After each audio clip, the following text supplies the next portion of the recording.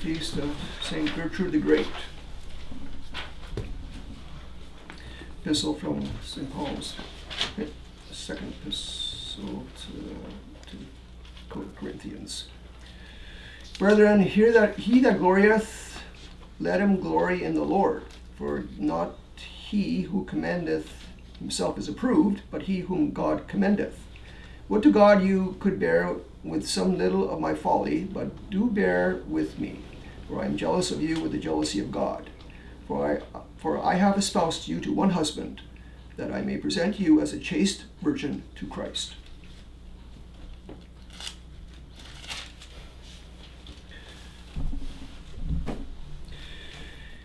Continuation of the Holy Gospel according to St. Matthew.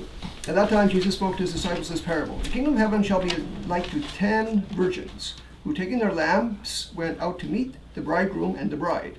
And 5 of them were foolish, and 5 wise. But the 5 foolish, having taken their lamps, did not take oil with them. But the wise took oil in their vessels with the lamps. And the bridegroom tarrying, they all slumbered and slept. And at midnight there was a cry made, Behold, the bridegroom cometh. Go ye forth to meet him. Then all those virgins arose and trimmed their lamps. And the foolish said to the wise, Give us of your oil, for our lamps are gone out. The wise answered, saying, Lest perhaps there be not enough for us and for you, go ye rather to them that sell, and buy for yourselves. Now whilst they went to buy, the bridegroom came, and they that were ready went in with him to the marriage, and the door was shut. But at last came also the other virgins, saying, Lord, Lord, open to us. But he answering said, Amen, I say to you, I know you not. Watch ye therefore, because ye know not the day nor the hour. Please be seated.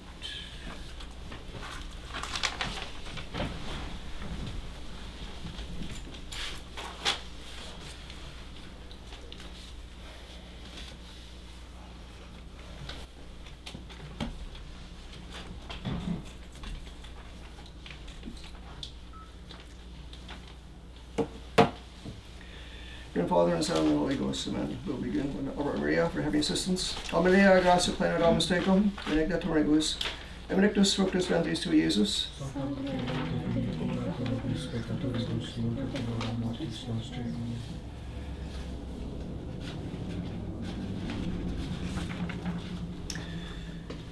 Today is the feast of St. Gertrude the Great. St. Gertrude was one of the glorious virgins of the Benedictine order. Hence, we will examine the topic of virginity according to the traditional Catholic faith, something which is not well understood today, since the world is dominated by pornography and by a multitude of sins of impurity, and the conciliar church in this apostasy is now promoting the worship of pagan deities and sins against the 6th commandment. Perhaps the best source we can have on this subject is an encyclical written by Pope Pius XII back in 1954 on holy virginity. And this is what we'll listen to in this sermon, his words on that encyclical. He said, Holy virginity and that perfect chastity which is consecrated to the service of God is without doubt among the most precious treasures which the founder of the church has left in heritage to the society which he established. This assuredly was the reason why the fathers of the church confidently asserted that perpetual virginity is a very noble gift which the Christian religion has bestowed on the world. They rightly noted that the pagans of iniquity imposed their way of life on the Vestals only for a certain time, and that although in the Old Testament virginity is ordered to be kept and preserved, it is only a previous requisite for marriage. And furthermore, as St. Ambrose writes, we read that also in the temple of Jerusalem there were virgins. But what does the apostle say? St. Paul, now all these things happen to them in figure, and this might be a foreshadowing of what was to come. Indeed, right from apostolic times, this virtue has been thriving and flourishing in the garden of the church. When the Acts of the Apostles say that Philip the deacon was the father of 4 virgins, The word certainly refers to their state of life rather than to their age. And not much later, Ignatius of Antioch salutes the virgins, who together with the widows formed a not insignificant part of the Christian community of Smyrna. In the 2nd century, as St. Justin the Martyr testifies, quote, many men and women 60 and 70 years old, imbued from childhood with the teachings of Christ, kept their integrity. Gradually, the number of men and women who had vowed their chastity to God grew. Likewise, the importance of the office they fulfilled in the church increased notably, and as we've shown in more at length in our Apostolic Constitution, Sponsor Christi. Furthermore, the fathers of the church, such as St. Cyprian, St. Ignatius, St. Ambrose, St. John Chrysostom, St. Jerome, St. Augustine, and many others, have sung the praises of virginity.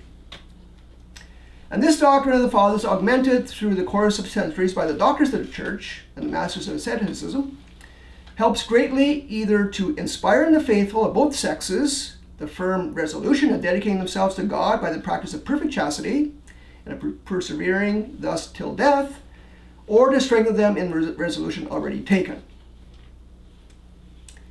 Innumerable is the multitude of those who from the beginning of the church until our time have offered their chastity to God. Some have preserved their virginity unspoiled. Others have, after the death of their spouse, have consecrated to God their remaining years in their unmarried life, in an unmarried state. And still others, after repenting their sins, have chosen to lead a life of perfect chastity. All of them at one in this common oblation, that is, for love of God, to abstain for the rest of their lives from sexual pleasure. May then what the fathers of the church preached about the glory and the merit of virginity be an invitation, a help, and a source of strength to those who have made the sacrifice to persevere with constancy, and not to take back or claim for themselves even the smallest part of the holocaust they have laid on the altar of God. And while this perfect chastity is the subject of one of the 3 vows which constitute the virginal state, and is also required by the Latin Church of clerics in major orders, and demanded from members of secular institutes, it also flourishes among many who are lay people in the full sense. Men and women who are not constituted in a public state of perfection, and yet by private promise or vow completely abstain from marriage and sexual pleasures, in order to serve their neighbor more freely and to be united with God more easily and more closely. To all these beloved sons and daughters who in any way have consecrated their bodies and souls to God, we address ourselves and exhort them earnestly to strengthen their holy resolution and be faithful to it. However, since there are some who, straying from the right path in this matter, so exalt marriage as to rank it ahead of virginity, and thus depreciate chastity consecrated to God and clerical celibacy, our apostolic duty demands that we now, in a particular manner, declare and uphold the Church's teaching on the sublime state of virginity, and so defend Catholic truth against these errors. First of all, we think it should be noted that the Church has taken what is capital in her teaching on virginity from the very lips of her divine spouse. For when the disciples thought that the obligations and burdens of marriage, which their master's discourse had made clear, seemed extremely heavy, they said to him, "If the case stands so between man and wife, it is better not to marry at all." Now Jesus Christ replied that his ideal is not understood by everybody, but only by those who have received the gift. For some are hindered from marriage because of some defect of nature, others because of the violence and malice of men, while still others freely abstain of their own will and thus, quote, for the kingdom of heaven. And Jesus concludes with these words, "He that can take it, let him take it." Or in the older Douay Rheims, "He that can receive it, let him receive it." By these words, the Divine Master is speaking not of bodily impediments to marriage, but of a resolution freely made to abstain all one's life from marriage and sexual pleasure. For likening those who of their own free will have determined to renounce these pleasures to those who by nature or the violence of men are forced to do so, is not the divine Redeemer teaching us that chastity, to be really perfect, must be perpetual. Here also it must be added, as the fathers and doctors of the church have clearly taught, that virginity is not a Christian virtue unless we embrace it, quote, for the kingdom of heaven. That is, unless we take up this way of life precisely to be able to devote ourselves more freely to divine things, to attain heaven more surely, and with skillful efforts to lead others more readily to the kingdom of heaven. Those, therefore, who do not marry because of exaggerated self-interest, or because, as St. Augustine says, they shun the burdens of marriage, or because, like the Pharisees, they proudly flaunt their physical integrity, an attitude which has been condemned by the Council of Gangra, lest men and women renounce marriage as though it were something despicable, instead of because of virginity is something beautiful and holy. None of these can claim for themselves the honor of Christian virginity. Moreover, the Apostle of the Gentiles, St. Paul, writing under divine inspiration, makes this point, quote, "He that is without a wife is solicitous for the things that belong to the Lord, how he may please God. And the unmarried woman and the virgin thinketh on the things of the Lord, that she may be holy in body and spirit." This then is the primary purpose. This is the central idea of Christian virginity, to aim only at the divine, to turn thereto the whole mind and soul, to want to please God in everything, to think of Him continually, to consecrate body and soul completely to Him.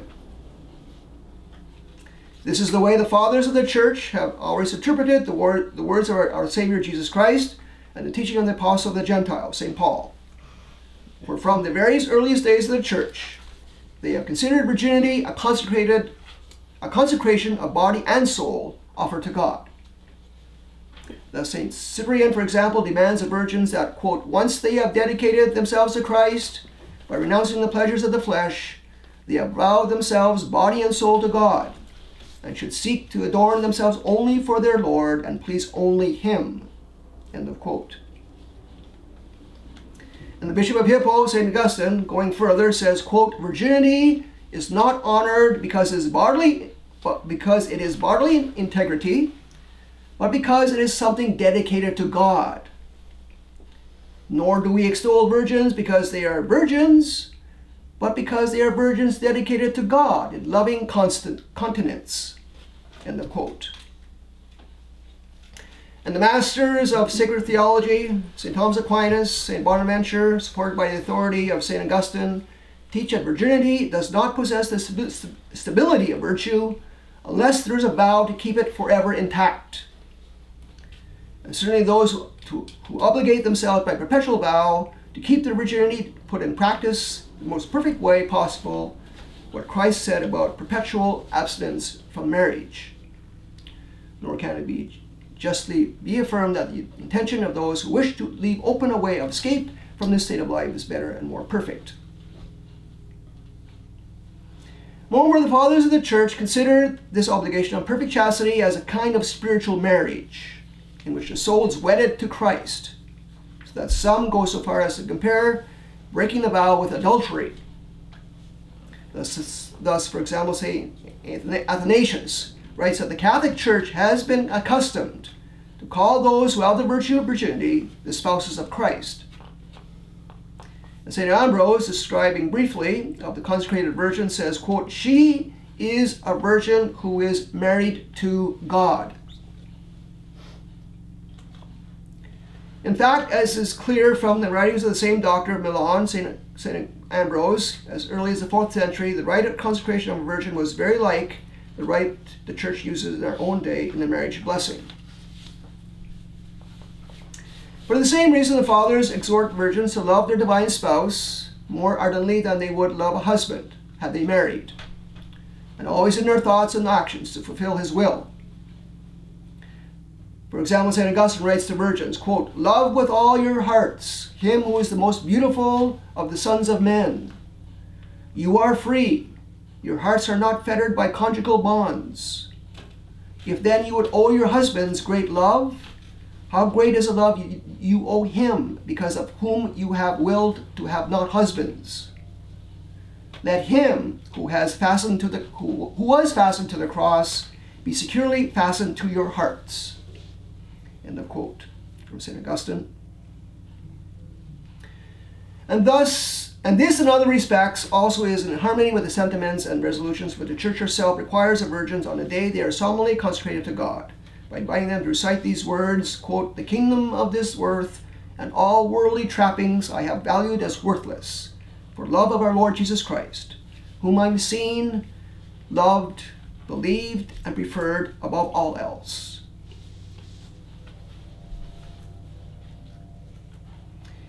It is nothing else but love of him that sweetly constrains the Virgin to consecrate her body and soul entirely to her divine Redeemer.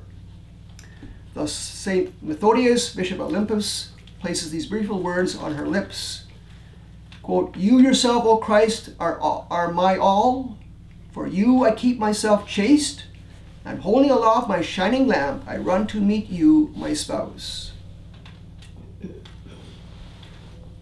Certainly it is the love of Christ that urges a virgin to retire behind convent walls and remain there all her life, in order to contemplate and love the heavenly spouse more easily and without hindrance.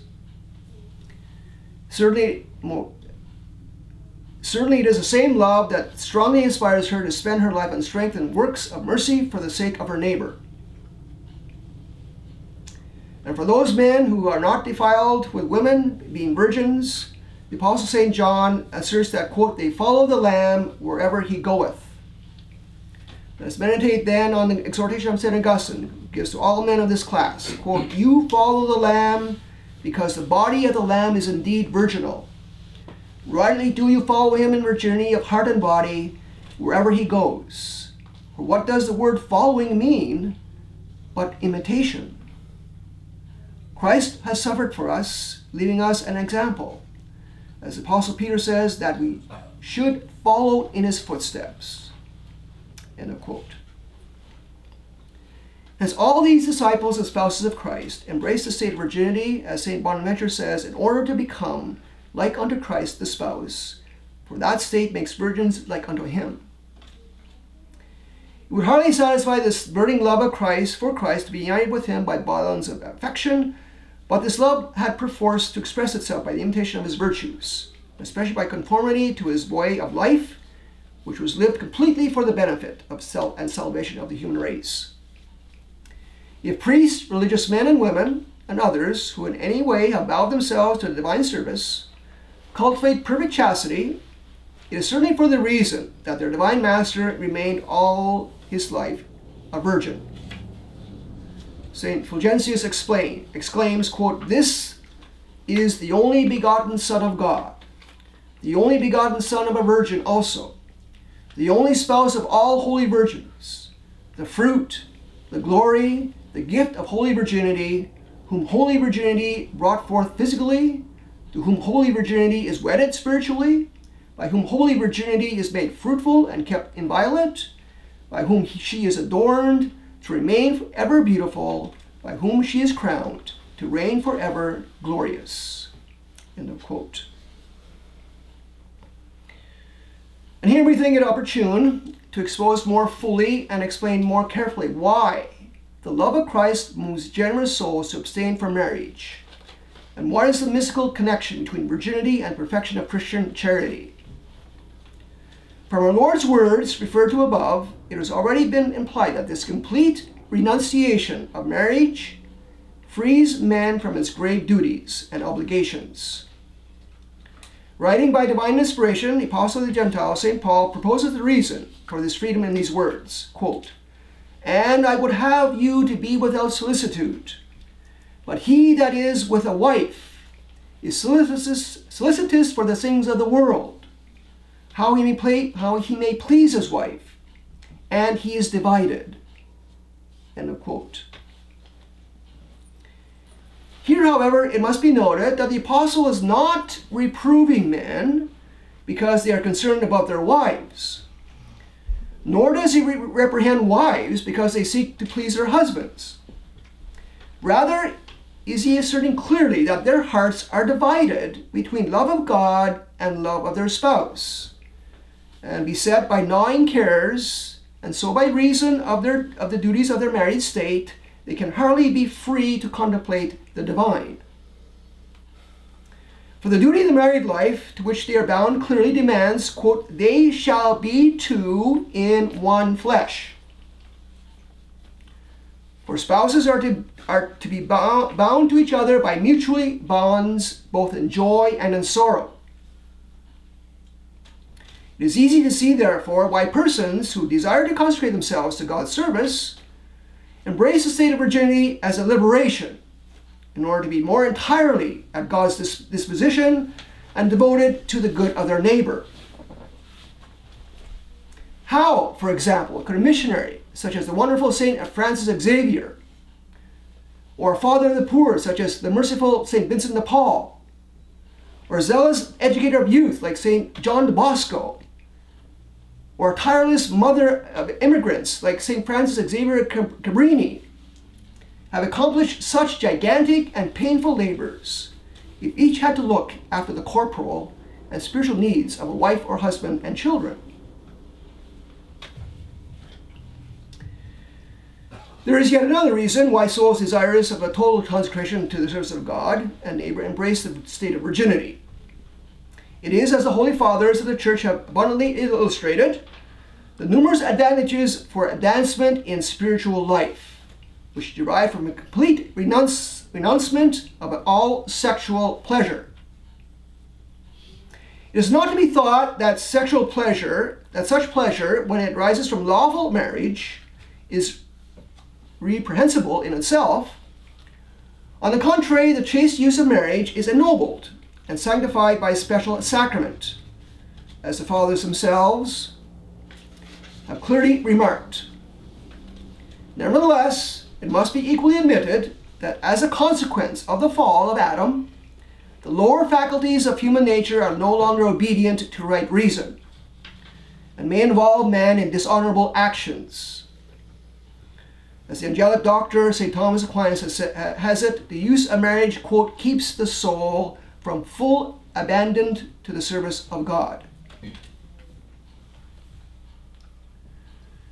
It is that they may acquire this spiritual liberty of body and soul, and that they may be freed from temporal cares that the Latin Church demands of her sacred ministers, that they voluntarily oblige themselves to observe perfect chastity.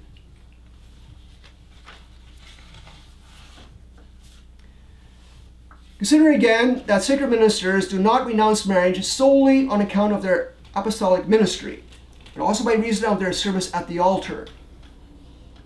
For if even the priests of the Old Testament had to abstain from the use of marriage during the period of their service in the temple, for fear of being declared impure by the law, just as other men, is it not much more fitting that the ministers of Jesus Christ, who offer every day the Eucharistic sacrifice, possess perfect chastity? St. Peter Damian, exhorting priests to perfect continence, asks, quote, if a Redeemer so loved the flower of unimpaired modesty, that not only was he born of a virginal womb, but was also cared by a virgin nurse, even when he was still an infant crying in the cradle, by whom, I ask, does he wish his body to be handled now that he reigns limitless in heaven? He's talking, of course, about the host on the altar, his body, by the sacred hands of the priest. It is first and foremost for the foregoing reasons that, according to the teaching of the Church, holy virginity surpasses marriage in excellence. Our divine Redeemer had already given it to his disciples as a counsel for a more perfect life.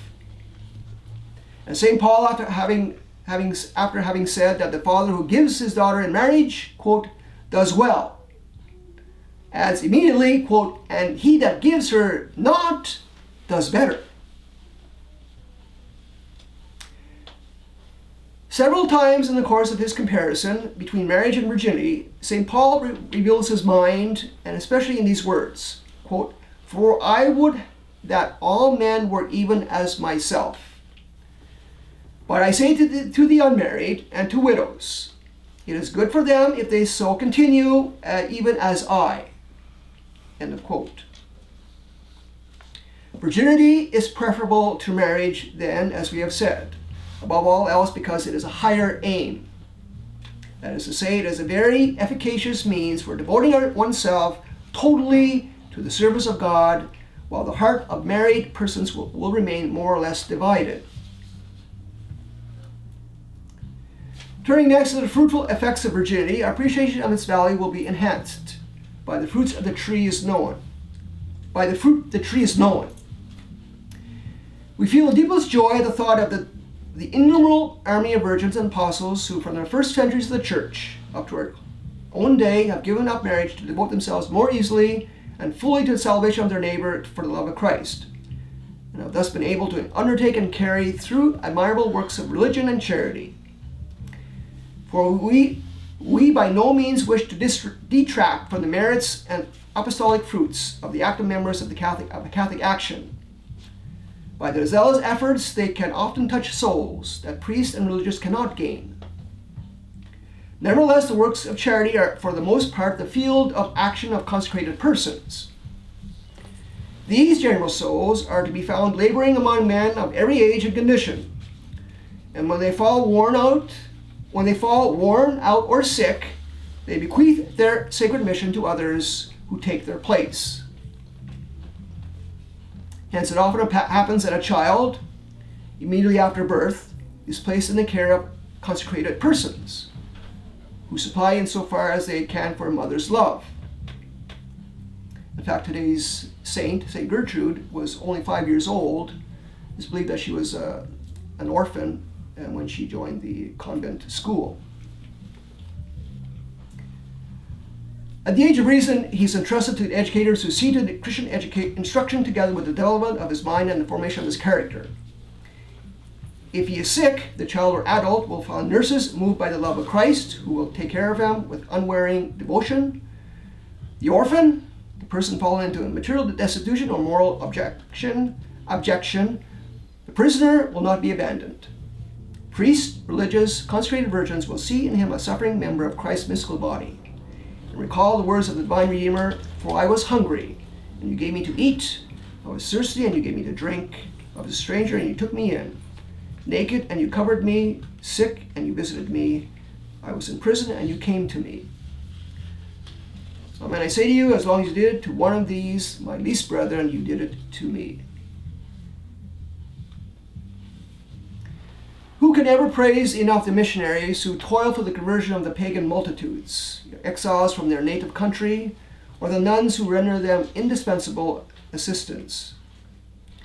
To each and every one we gladly apply these words of our apostolic exhortation, Mentic Nostre, quote, "By this law of celibacy, the priest not only does not abdicate his paternity, but increases it immensely. For he begets not for an earthly and transitory life, but for the heavenly and eternal one." The fruit of virginity is not only in these external works, to which it allows one to devote oneself more easily and fully, but also in the earnest prayer offered for others, and the trials willingly and generously endured for their sake, which are other very perfect forms of charity towards one neighbor. To such also the servants of spouses of Christ, especially those who live within the convent or monastery walls, have consecrated their whole lives. Finally, virginity consecrated to Christ and is itself such an evidence of faith in the kingdom of heaven, such a proof of love for our divine Redeemer, that there is little wonder if it bears abundant fruits of sanctity. Innumerable are the virgins and apostles who vow to perfect chastity, who are the honor of the church by the lofty sanctity of their lives. In truth, virginity gives souls a force of spirit capable of leading them even to martyrdom, if needs be. Such is a clear lesson of history which proposes a whole host of virgins to our admiration, from St. Agnes of Rome to St. Maria Goretti. Virginity fully deserves the name of angelic virtue, which St. Cyprian writes to virgins, affirms, quote, "What we are to be, you have already commenced to be. You already possess in this world the glory of the resurrection. You pass through the world without suffering its contagion. In preserving virgin chastity, you are the equals of the angels of God." End of quote. To souls restless for a pure life or inflamed with desire to possess the kingdom of heaven, virginity offers itself as a pearl of great price, for which one sells all that he has and buys it. Married people, and even those who are captives of vice at the contact of virgin souls, often admire the splendor of their transparent purity and feel themselves moved to rise above their pleasures of senses. When St. Thomas states, quote, that the virginity is awarded the tribute of the highest beauty, it is because its example is captivating, and besides, by their perfect chastity, do not all these men and women give a striking proof that the mastery of the spirit over the body is the result of a divine assistance and a sign of proven virtue. Worthy of special consideration is the reflection that the most delicate fruit of virginity consists in this, that virgins make tangible, as it were, the perfect virginity of their mother, the Church, and the sanctity of her intimate union with Christ. In the ceremony of the consecration of virgins, the consecrating prelate prays God, quote, that there may exist more noble souls who disdain the marriage which consists in the bodily union of man and woman, but desire the mystery it enshrines, who reject its practice while loving its mystic signification.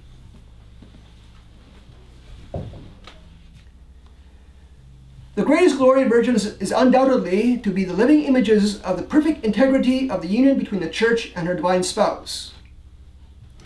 For this society, founded by Christ, it is a profound joy that virgins should be the marvelous sign of its sanctity and fecundity, as St. Cyprian so well expressed it with the words, quote, "They are the flower of the Church, the beauty and ornament of spiritual grace, a subject of joy, a perfect and unsullied homage of praise and honor, the image of God corresponding to the sanctity of the Lord, the most illustrious portion of Christ's flock.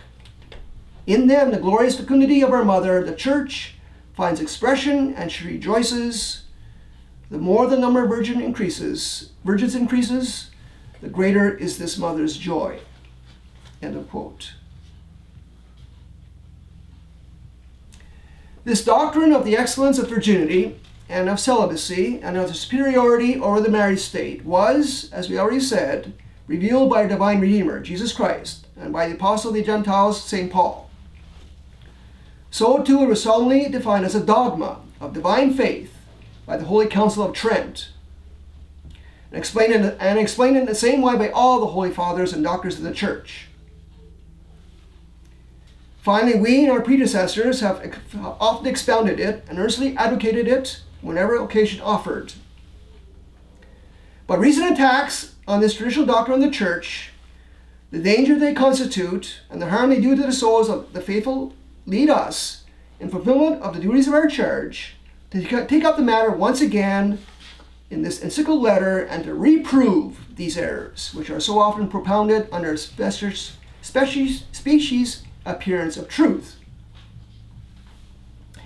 Now again, remember, he wrote this in 1954, so imagine what he would write now in this terrible crisis. First of all, it is against common sense, which a church always holds in esteem, to consider the sexual instinct as the most important and the deepest of human tendencies, and to conclude that from this a man cannot restrain it for his whole life without danger to his vital nervous system, consequently without injuring the harmony of his personality. As St. Thomas Aquinas very rightly observes, the deepest natural instinct is the instinct of conservation. The sexual instinct comes second. In addition, it is for the rational inclination, which is the distinguishing privilege of our nature, to regulate these fundamental instincts and by dominating to ennoble them. It is the last truth that the sin of Adam has caused a deep disturbance in our corporal faculties and our passions, so that they wish to gain control of the life of the senses and even of the spirit, obscuring our reason and weakening our will. But the grace of Jesus Christ is given us, especially by the sacraments, to help us keep our bodies in subjection and to live by the Spirit. The virtue of chastity does not mean that we are insensible to the urge of concupiscence, but that we subordinate it to reason and the law of grace by striving wholeheartedly after what is noblest in human and Christian life. In order to acquire this perfect mastery of the spirit over the senses, it is not enough to refrain from acts directly contrary to chastity, but it is necessary also generously to renounce anything that may offend this virtue nearly or remotely. At such a price will the soul be able to reign fully over the body and lead its spiritual life in peace and liberty. Who then does not see, in the light of Catholic principles, that perfect chastity and virginity, far from harming the normal unfolding of man or woman, on the contrary, endow them with the highest moral nobility?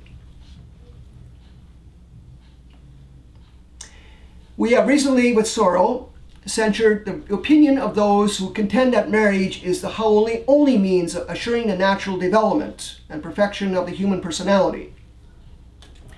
For there are those who maintain that the grace of the sacrament, conferred ex operato, renders the use of marriage so holy as to be a fitter instrument than virginity for uniting souls with God. For marriage is a sacrament, but not virginity. But we denounce this doctrine as a dangerous error. Certainly the sacrament grants the married couple the grace to accomplish in a holy manner the duties of their married state, and it strengthens the bonds of mutual affection that unite them. But the purpose of its institution was not to make the employment of marriage the means, most suitable in itself, for uniting the souls of the husband and wife with God by the bonds of charity. Or rather, does not the Apostle St. Paul admit that they have the right of abstaining for a time from the use of marriage, so that they may be more freed for prayer? And of course, that he's talking about, for example, when married spouses do that for Lent, for example, for 40 days to abstain from the marital act for higher reason. Those have been often practices or recommendations from the saints. Precisely because such abstinence gives greater freedom to the soul, which wishes to give itself over to spiritual thoughts and prayer to God. Finally, it may not be asserted, as some do, that the mutual help which is sought in Christian marriage is more effective aid in striving for personal sanctity than the solitude of the heart, as they term it, of virgins and celibates. For although all those who embrace a life of perfect chastity are deprived themselves of the expression of human love permitted in the marriage state, nonetheless it cannot thereby be affirmed that because of this privation they have diminished and despoiled the human personality. For they receive from the giver of heavenly gifts something spiritual, which far exceeds that mutual help which husband and wife confer on each other. They consecrate themselves to Him who is their source, and who shares with them His divine life, and thus personality suffers no loss, but rather gains immensely. For who, more than the Virgin, can apply to himself that marvelous phrase of the Apostle St. Paul, "I live, now not I, but Christ liveth in me"? For this reason, the Church has most wisely held that celibacy of her priests must be retained, She knows it is and will be a source of spiritual graces by which they will be ever more closely united with God. We feel it opportune, however, moreover, to touch somewhat briefly here on the error of those who, in order to turn boys and girls away from the seminaries and religious institutes, strive to impress upon their minds that the Church today has a greater need of the help and the profession of Christian virtue on the part of those who, united in marriage, lead a life together with others in the world, than of priests and consecrated virgins who, because of their vow of chastity, are, as it were, withdrawn from human society. No one can fail to see how utterly false and harmful is such an opinion. Of course, it is not our intention to deny that Catholic spouses, because of the example of their Christian life, can, wherever they live, and whatever be their circumstances, produce rich and beneficial fruits as a witness to their virtue. Yet whoever for this reason argues that it is preferable to live in matrimony than to consecrate oneself completely to God, without doubt perverts the right order. Indeed, we earnestly wish that those who have already contracted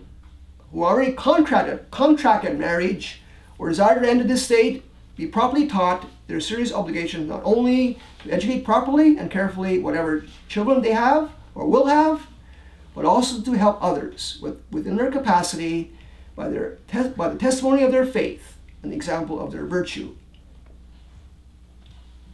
And yet, as our duty demands, we cannot but censure all those who strive to turn young people away from the seminary or religious orders and institutes, and from taking of sacred vows, persuading them as they can, if joined in marriage, as fathers and mothers of families pursue a greater spiritual good by an open and public profession of their Christian life. Certainly their conduct would be more proper and correct if, instead of trying to distract from a life of virginity those young men and women who desire to give themselves to the service of God, too few, alas, today, they were to exhort with all the zeal at their command the vast numbers of those who live in wedlock to promote apostolic works in the ranks of the laity. On this point, St. Ambrose fittingly writes the following, quote, "To sow the seeds of perfect purity and to rouse a desire for virginity has always belonged to the function of the priesthood."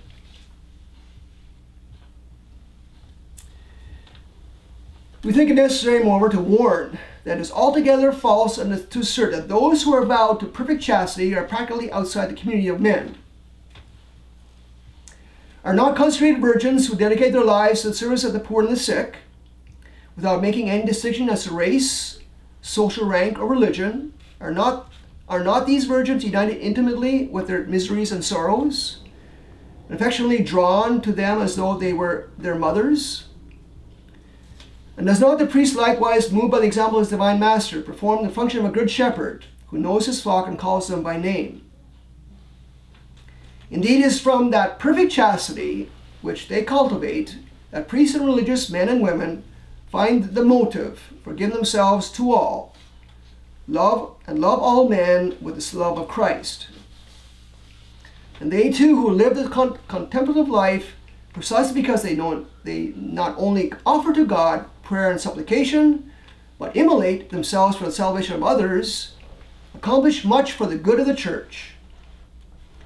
Indeed, when in circumstances like the present, they dedicate themselves to works of charity and of the apostolate, according to the norms which we laid down in the apostolic letter, Sponsa Christi, they are very much to be praised, nor can they be said to be separated from the contact with men, since they labor for their spiritual progress in this twofold way. From the Church's teaching on the excellence of virginity, let's now come to some points which are practical application. In the first place, it must be clearly stated that because virginity should be esteemed as something more perfect than marriage, it does not follow that it is necessary for Christian perfection.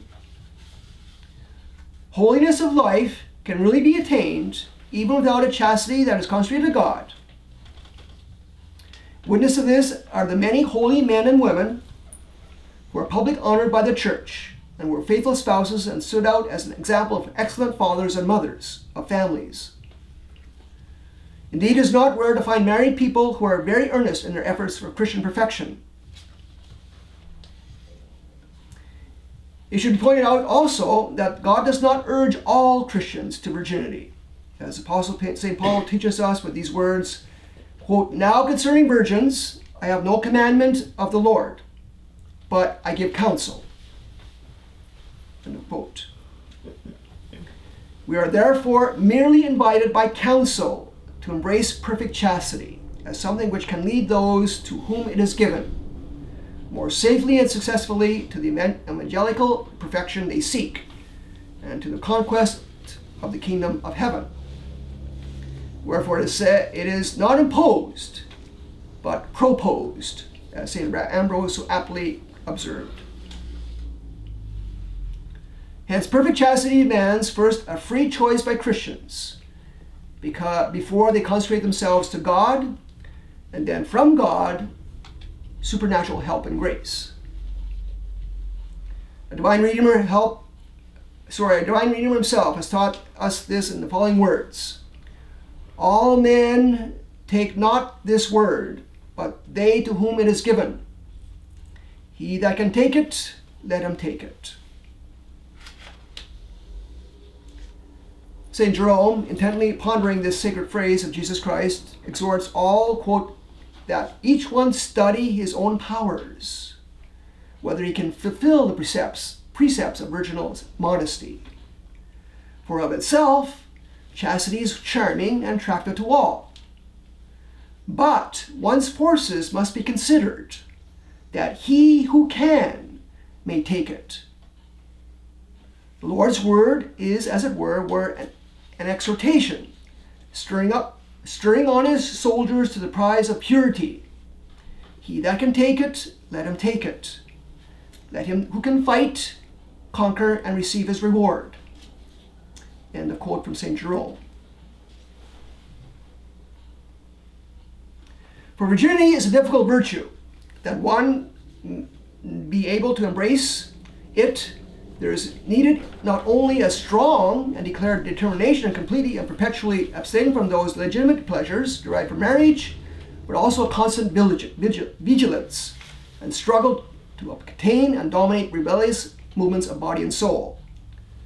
A flight from importunings of this world, a struggle to conquer the wiles of Satan. How true is the saying of St. John Chrysostom, quote, "The root and the flower, too, of virginity is a crucified life." For virginity, according to St. Ambrose, is as a sacrificial offering, and the virgin, quote, "an oblation of modesty, a victim of chastity." Indeed, St. Methodius compares virgins to martyrs, and St. Gregory the Great teaches that perfect chastity substitutes for martyrdom. He says the following words, St. Gregory the Great: "Now, though the era of persecution is gone, yet our peace has its martyrdom. Because though we bend not the neck to the sword, yet with a spiritual weapon we slay fleshly desires in our hearts." End of quote. Hence, a chastity dedicated to God demands strong and noble souls, souls ready to do battle and conquer for the sake of the kingdom of heaven. Prior, therefore, to entering upon this most difficult path, all who by experience know they are too weak in spirit should humbly heed this warning of St. Paul the Apostle. Quote, "But if they do not contain themselves, let them marry. For it is better to marry than to be burnt." For many, undoubtedly, the burden of perpetual continence is a heavier one than they should be persuaded to shoulder. And so priests, who are under grave obligation of helping by their advice young people who declare they are drawn by some movement of soul to aspire to the priesthood or enter religious life, must urge them to ponder the matter carefully, lest they enter a way which they cannot hope to follow sturdily and happily to its end. They should prudently examine the fitness of the candidates, even obtaining, as often as is proper, the opinion of experts. And then if serious doubt remains, especially if it is based on past experience, they should make use of their authority to make candidates cease from seeking a state of perfect chastity, nor should these latter be ever admitted to holy orders or to religious profession. And yet, although chastity pledged to God is a difficult virtue, those who, after serious consideration, generously answer Christ's invitation and do all in their power to attain it, can perfectly and faithfully preserve it. For since they have eagerly embraced the state of virginity or celibacy, they will certainly receive from God that gift of grace, through whose help they will be able to carry out their promise. Wherefore, if there are any, quote, who do not feel they have the gift of chastity, even though they have vowed it, let them not declare they cannot fulfill their obligations in this matter. Whereas, for, says the Council of Trent, quoting St. Augustine, God does not command the impossible, but in commanding service, notice that one can do what he can and pray for what he cannot. And he helps us to accomplish it. End of quote from Sacred Council of Trent. This truth, so full of encouragement, we recall to those also whose will has been weakened by upset nerves, and who some doctors, sometimes even Catholic doctors, are too quick to persuade that they should be freed from such an obligation, advancing the special reason that they cannot preserve their chastity without suffering some harm to their mental balance. How much more useful and opportune it is to help the infirm of this type to strengthen their will, and advise them that not even to them is chastity impossible. According to the word of the Apostle St. Paul, God is faithful, who will not suffer you to be tempted above that which you are able, but will make also with temptation issue, that you may be able to bear it. Here then are the helps commanded to us by our divine Redeemer, by which we may efficaciously protect our virtue. Constant vigilance, whereby we diligently do all we can. Moreover, constant prayer to God, asking for what we cannot attain by ourselves, but because of our weakness. So the Scripture says, watch and pray, that you enter not into temptation. The spirit indeed is willing, but the flesh is weak. A vigilance which guards every moment of our lives and every type of circumstance is absolutely necessary for us. Again, so the Scripture warns us, for the flesh lusteth against the spirit, and the spirit against the flesh. But if anyone grants, however, little to the enticements of this flesh, he will see himself quickly pulled toward those works of the flesh, which St. Paul lists, the basest and ugliest vices of man. Hence, we must watch particularly over the movements of our passions and of our senses, and so control them by voluntary discipline in our lives, and by bodily mortification, that we render them obedient to right reason and God's law. As Holy Scripture says, and they that are Christ have crucified their flesh with its vices and concupiscences. St. Paul says this about himself, but I chastise my body and bring it into subjection, lest perhaps when I preach to others, I myself should become a castaway. All holy men and women have most carefully guarded the movements of their senses and their passions, and at times have very harshly crushed them, in keeping with the teaching of the Divine Master. As Jesus said in the Gospel, but I say to you, that whosoever shall look on a woman to lust after her, hath already committed adultery with her in his heart. And if thy right eye scandalize thee, pluck it out and cast it from thee. For it is expedient for thee that one of thy members should perish, rather than thy whole body be cast into hell. End of quote. It is abundantly clear that with this warning, our Savior Jesus Christ demands of us, above all, that we should never consent to any sin, even internally, that we steadfastly remove far from us anything that can even slightly tarnish the beautiful virtue of purity. In this matter, no diligence, no severity can be considered exaggerated. If ill health or other reasons do not allow one heavier corporal austerities, yet they yet they never free one from vigilance and internal self-control.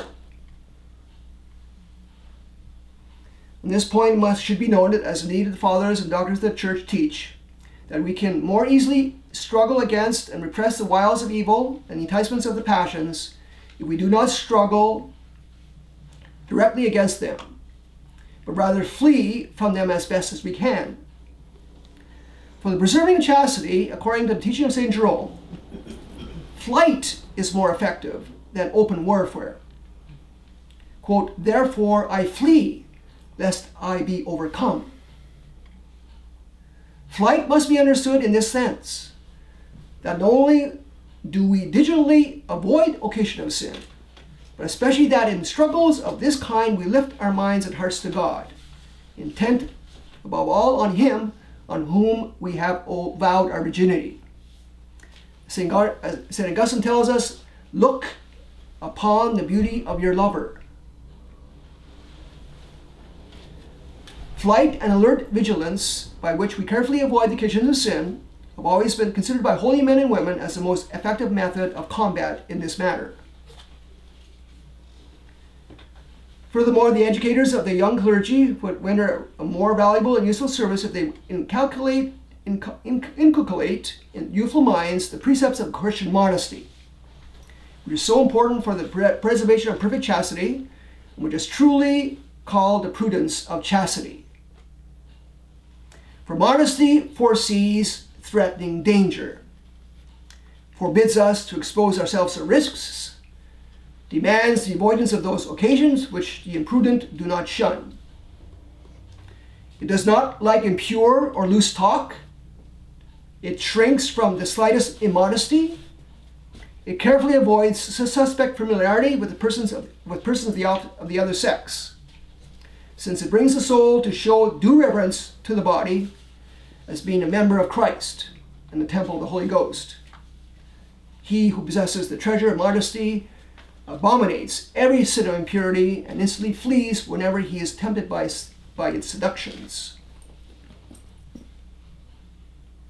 Modesty will moreover suggest and provide suitable words for parents and educators by which the youthful conscience will be formed in matters of chastity.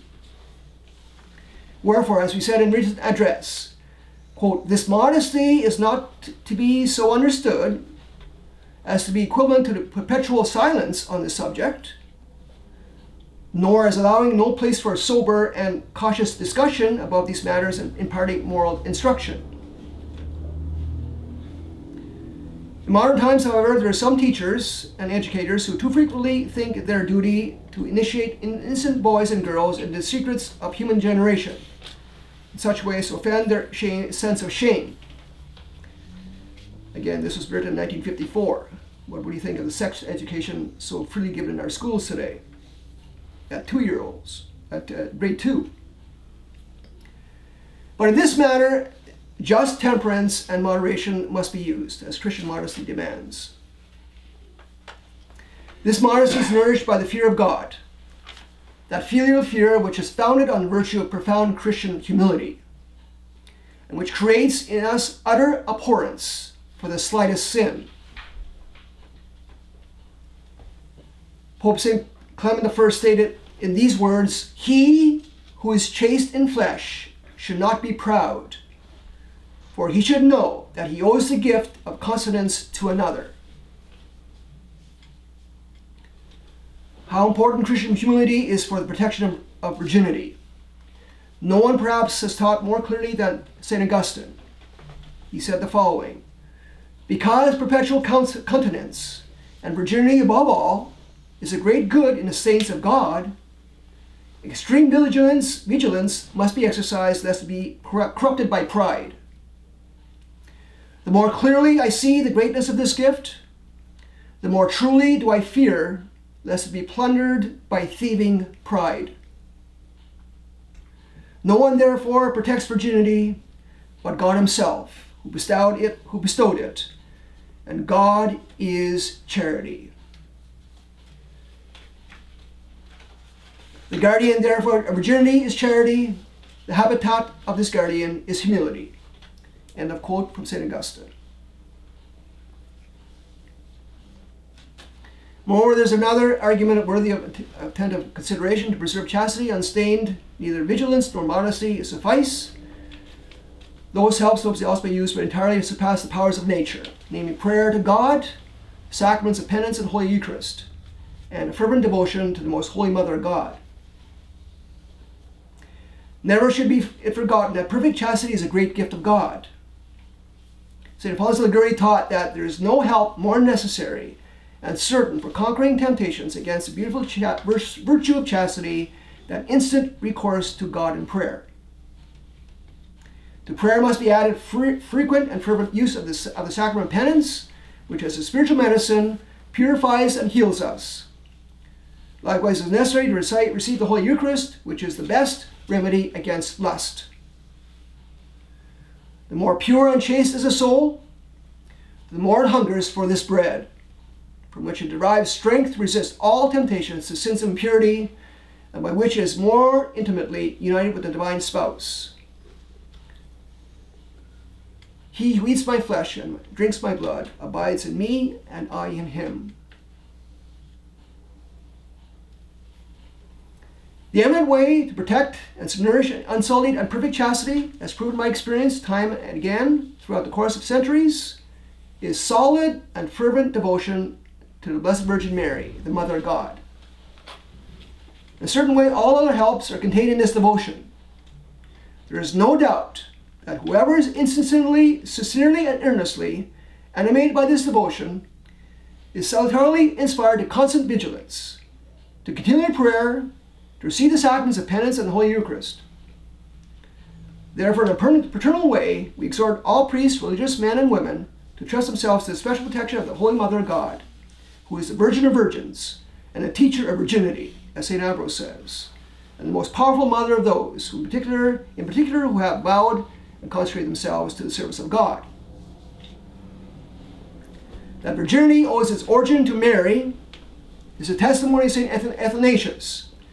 And St. Augustine clearly teaches that, quote, the dignity of virginity began with the Mother of the Lord.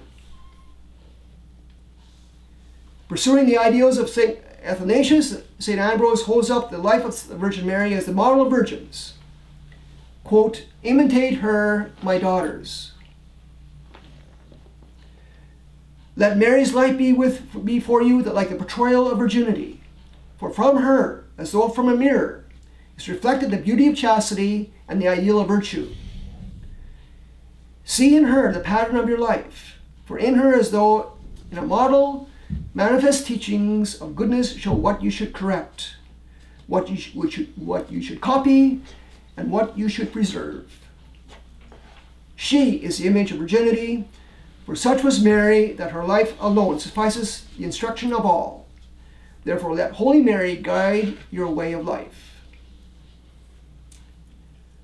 And a quote from St. Ambrose, another quote, her grace was so great that it not only preserved her in the grace of virginity, but bestowed the grace of chastity upon those on whom she gazed. How true is the saying of St. Ambrose, the richness of the virginity of Mary. Because of this richness, it will be very useful for religious men and women and for priests of our day to contemplate the virginity of Mary in order that they may more faithfully and perfectly practice the chastity of their calling.